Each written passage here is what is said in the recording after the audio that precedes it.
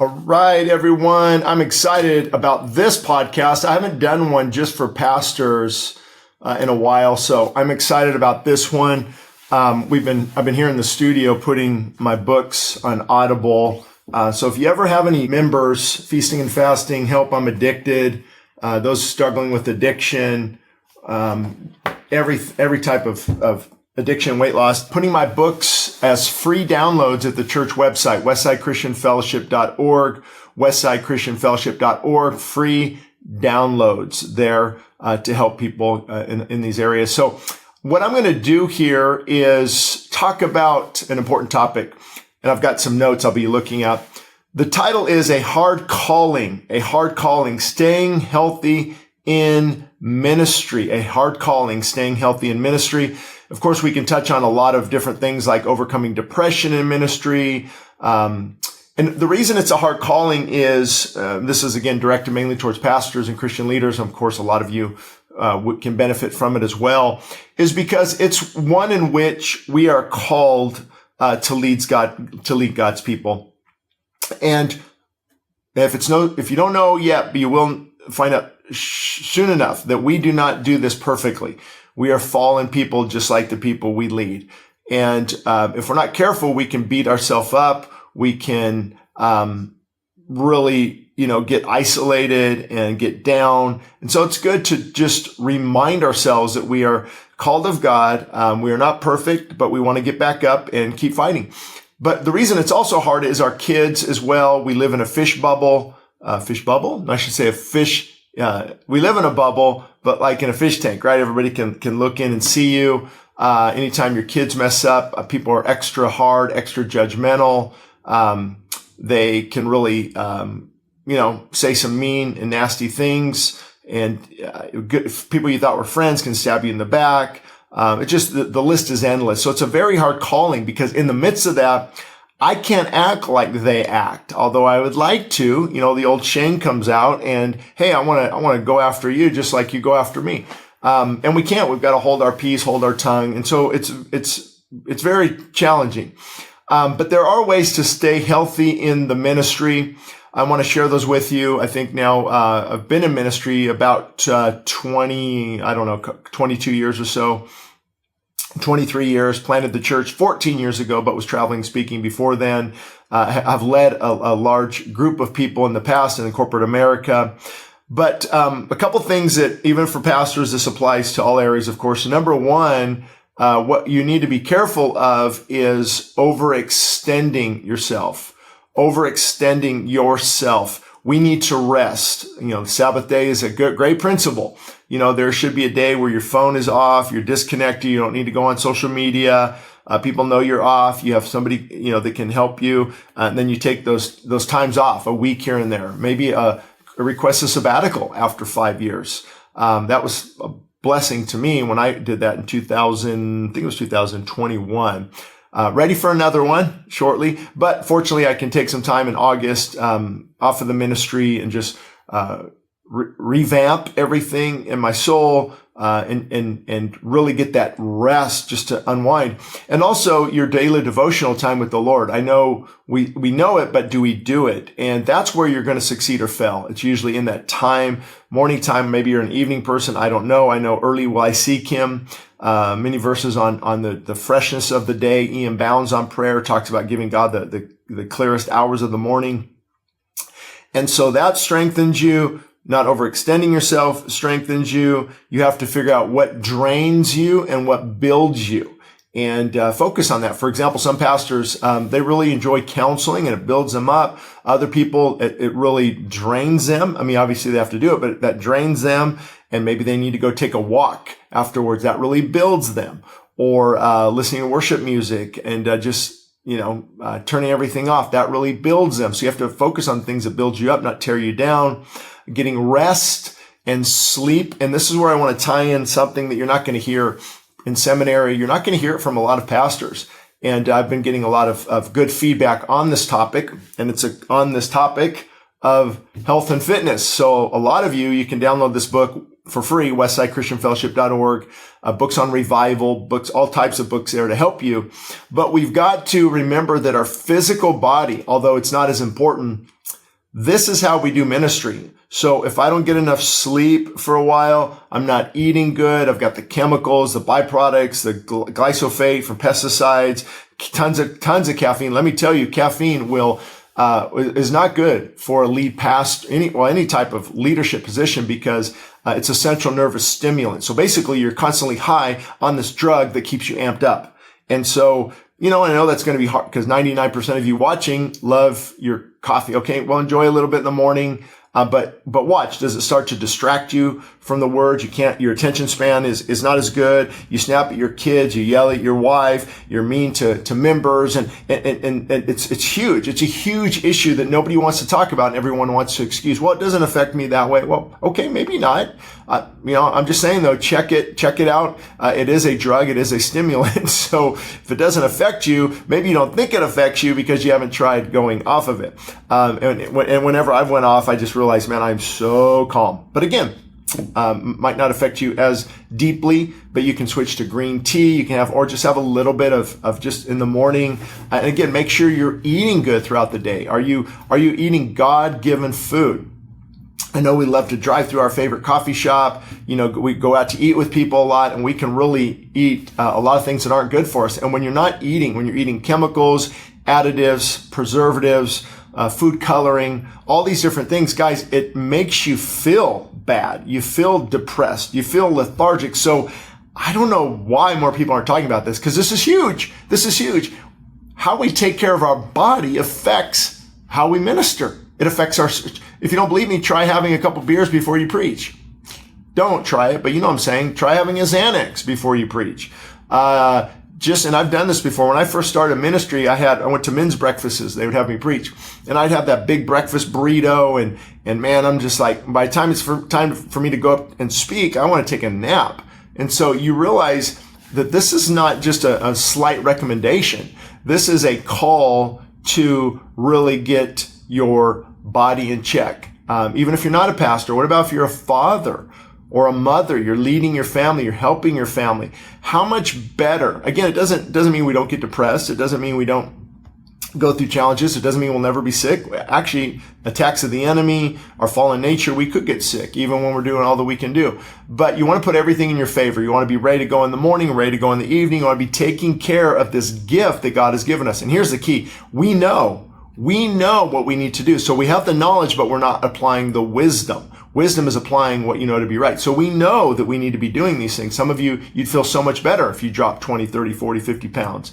And especially, just for me, I realized when I was up there preaching years ago, and even I was 240 pounds, which, 6'2", you can hold it well. But realizing, man, if I don't get this under control, and I hit 250, 260, it's an outward of reflection that shows my lack of discipline. Again, in my own personal life, I'm not coming against anybody. I'm a fellow struggler, but at some point in time, we need to get rid of the junk that is hurting us and our families. I'm just shocked when I see families like dads ordering these huge, sugary drinks at their favorite coffee shop that's got 60 teaspoons of sugar in it. They're giving it to their kids, they're giving it to themselves, and then they don't know why they're so anxious and why their kids and why they have family problems. A lot of times when you look at the dynamics of a family that is not healthy, yes, spiritually first. Look at that. Absolutely. But then look at what the family's consuming. We can get into the gut bacteria microbiome. We can get into brain-derived neurotropic factor in the brain. We can get into glucose and glucose sensitivity. But let me tell you, when you begin to eat God-given food, lose the weight, you're going to feel so much better. So that's my little rant on that. And then, like I said before, make sure you have time of worship and time for prayer. Get your heart right before God. And then from that, you start to, you'll be able to deal with things a lot better. For example, many pastors get frustrated when they focus on numbers. And it's how we were raised, I think. It's our American mentality. I came from corporate America. So trust me, numbers were everything. Same store growth, by, I think back then 5-6% was good. How many people are coming in? How many people are signing up? How many numbers? That's how you rated success. That's how you were judged. Character, numbers, yes. So we take that into and we look at, man, look at that person. If I could have, a mega church, let me tell you, mega churches bring mega devils. More numbers, more problems. New levels, new devils. You heard all that. And a lot of it's true. I don't know if we were created. I've got friends who, I pastor a large church. It hasn't crossed into the mega church status, yet. I don't know if it ever will. I want God to do it, because if he doesn't do it and we do it and we're all about numbers, it will fall apart. It's not healthy. And you can only effectively pastor so many people. And that's why now in the news, while I'm recording this in July 2024, it's just like every day, this mega church scandal, this mega church sex abuse, members are coming out. It's hard. It's like a big gathering, and you can't shepherd things well that are so big, unless you have, tons of leadership, of course, tons of elder qualified men. And a lot of things can go on because you're after the numbers. And when you're after numbers, you'll begin to compromise. You'll compromise who's serving in certain areas, children's ministry or ushering or greeting or worship, because you want the numbers. And you got to get back to faithfulness and say, Lord, if I lose some numbers, I don't care. I'm going to be faithful to you. And to me, faithfulness is the key. Most of the people I look up to are not pastoring mega churches. I would say the majority of people. And the biggest churches, I wouldn't say the biggest, but the majority of the churches in America, like 80%, have under 100 members. That's faithfully shepherding those who God has given us. Now, if God grows the ministry, the building's too small, he's doing it, but make sure your heart is right. If not, it's going to lead to depression because you're focusing on the numbers. And I want to say this, I was going to do a different podcast on it, but fruit cannot justify poor character or error. I see so many people saying, but look at the fruit. Look at the fruit. Okay, well, God can bring fruit wherever he wants. It doesn't mean what you're doing is correct. How many churches have good fruit, but it gets exposed later that there was sin in the camp, whether pastors, elder, leadership team, whoever. Oh, but look at the fruit. Or, I challenged somebody recently about they had women lead pastors on the stage at this event, and we don't agree with women leading men in the position of elder. Every other area is fine, but that leading that man, the pastor role, we think is reserved, biblically speaking, for the men. And so she said, but look at the fruit, Shane. I said, well, just because there's some fruit doesn't mean that we're not out of order. So I just hear this a lot. Somebody, maybe prophetic voices or things that they're doing in church that are not that great. Man, I don't know about that. I don't think that's good. I don't think it's biblical, but look at the fruit. Okay, how much more fruit would you have if you obey God in these areas? And so we justify poor decisions and poor choices because we see a little bit of fruit. For example, somebody, could be caught in some sin, preached on a Wednesday night, was caught in sin. And I've had testimonies of pastors, or not testimonies plural, but I had testimony of a pastor a while back on my podcast who was having an affair with this lady for years and preaching some of the best sermons he's ever preached. I'm like, how is that possible? He said, well, I was so broken over this that it came out in my preaching. But at some point, if a person's so broken, why is there no repentance, right? And I think there was repentance, but still caught in that. But he could easily have said, but look at the fruit. We had 10 salvations that night. We had people come, man, look at that fruit. No, God used you in spite of your lifestyle. So this point irks me because so many people excuse sin or bad doctrine and they say, look at the fruit. For example, I could go and name a lot of names right now. A lot of these big guys, big names you see on TV, they have their jets and now I'm not against a private jet. I know some ministries that need to have it. And I'm glad they have it. But for the most part, it's about the money. And they say, look at the fruit, man. We had, 1,000 people come, give their lives to Christ through our ministry, and look at these letters. And so they use that to justify bad fruit. Don't do that. Don't do that. That does not please God at all. So if I were to sum it up, especially for pastors, it's a hard calling. Staying healthy in ministry, first, you have to stay healthy spiritually. Okay? The time with the Lord, devotion, repentance, a clean heart, clean hands, accountability, transparency. We just had a situation. I won't go into a lot of details, but, I wound up, I was in an area, everyone had left and there was a female in a different area of the building. And it just happened because the event was over. I was getting some work done. I texted my wife and a couple other key guys, deacons, elders, and said, hey, here's the situation right now. I'm going to be here about another 30 minutes. Just want to give you guys a heads up. My wife was on other. They're like, okay, thank you. And so it just said transparency. Don't give me the devil a foothold. It doesn't mean that we are perfect. It means we are sinful and fallen, and we know we need the Lord's help and accountability and transparency. Because when you're accountable and transparent, sin grows in darkness. So there's nowhere to grow when you're open and transparent and know you don't want to destroy your ministry over a foolish choice. So spiritual health is first and foremost. Get that time with the Lord. Don't say you're too busy, because that's when people fall, they say, I was too busy. I was too busy for God. And they fall, because ministry should never take the place of intimacy. I'll say that again. Ministry should never take the place of intimacy.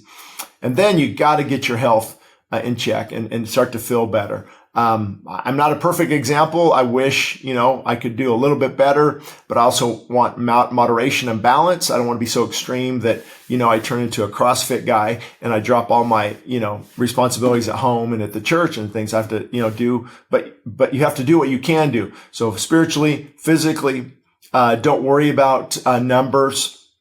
And I didn't say this earlier, but this one's important too. Get used to the fact that people will leave.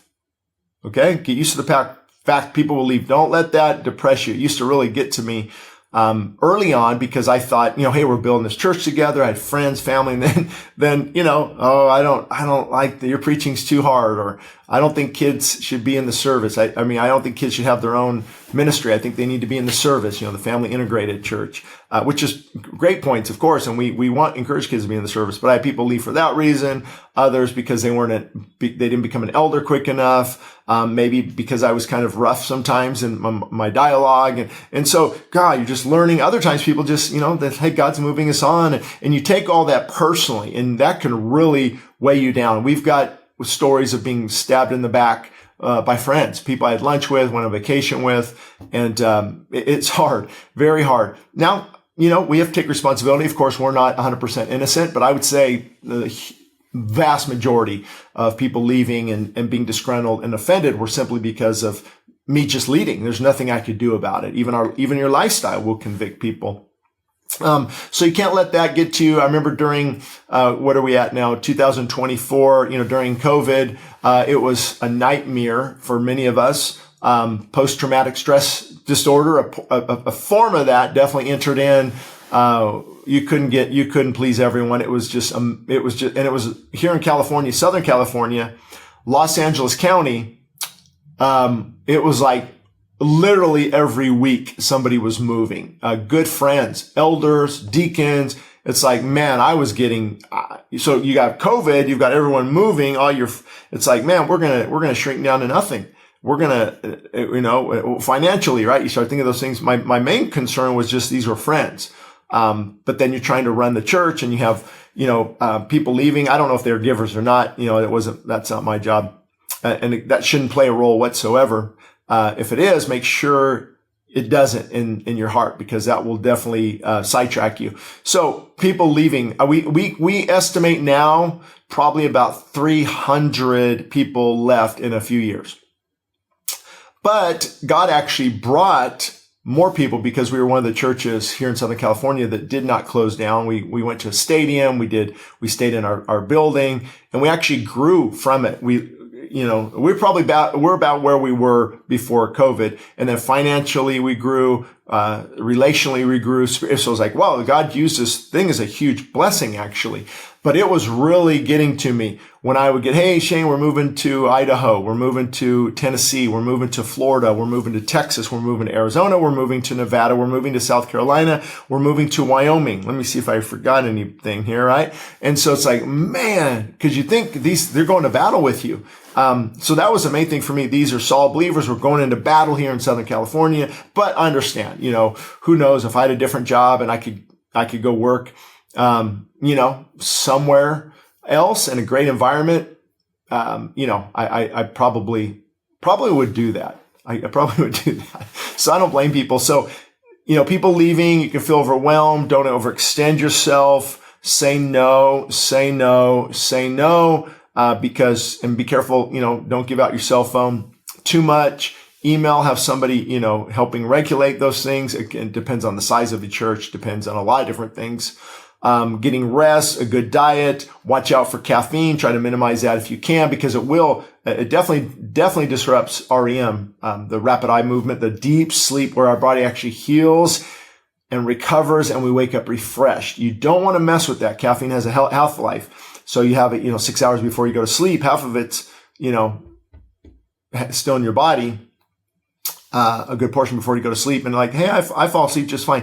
Yeah, but you don't get deep sleep and your adrenals are exhausted. And so just take all these things into consideration. Mind, body, and soul. It is so important, especially for pastors. So thank you for following this podcast, this episode of Idleman Unplugged. You can obviously subscribe wherever you're at here, YouTube, Rumble. I think we're on 18 other platforms as far as the audio version of the podcast. Share it, get the word out there, because my goal is definitely to help pastors when I can.